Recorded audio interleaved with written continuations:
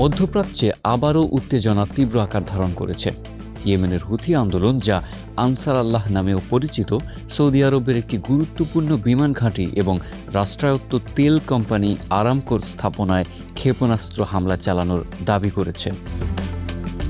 হুথিদের ভাষ্য, ইয়েমেনে সৌদি আরবের সাম্প্রতিক সামরিক অভিযান ও দীর্ঘদিনের অবরোধের জবাব হিসেবেই এই হামলা চালানো হয়েছে, যদিও এখন পর্যন্ত সৌদি আরব আনুষ্ঠানিকভাবে এ হামলার বিষয়টি নিশ্চিত করেনি।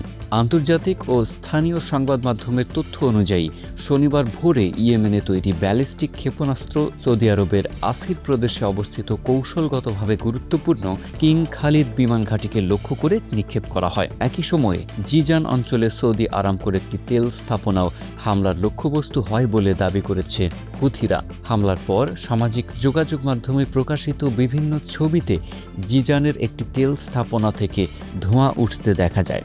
আন্তর্জাতিক বার্তা সংস্থা এএফপি এসব ছবির সত্যতা যাচাই করেছে। স্থানীয় সূত্রের দাবি, হামলার পর জিজানের কয়েকটি এলাকায় সাময়িকভাবে বিদ্যুৎ সরবরাহ ব্যাহত হয়। পাশাপাশি লোহিত সাগর উপকূলের গুরুত্বপূর্ণ শহর ইয়ানবুতেও বিস্ফোরণের শব্দ শোনা গেছে বলে খবর পাওয়া গেছে। হুথিদের দাবি, এই হামলার আগে সৌদি বাহিনী পশ্চিম ইয়েমেনের আল হুদাইদা ও কামরান দ্বীপে একাধিক বিমান হামলা চালায়। তাদের আরও দাবি, ইয়েমেনের আকাশ প্রতিরক্ষা ব্যবস্থা সৌদি যুদ্ধ বিমানকে এলাকা ছেড়ে যেতে বাধ্য করে।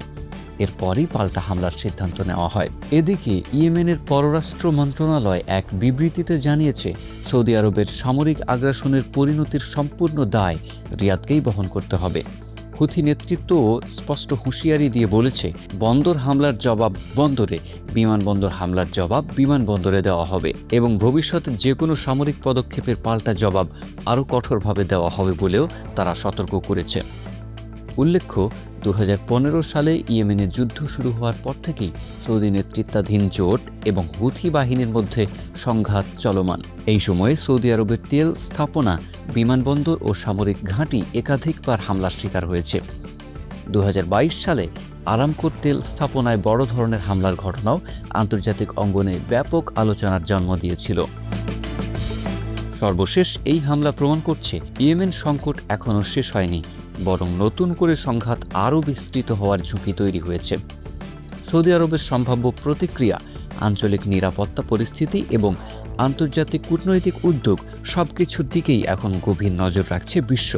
পরিস্থিতি যে কোনো সময় নতুন মোড় নিতে পারে।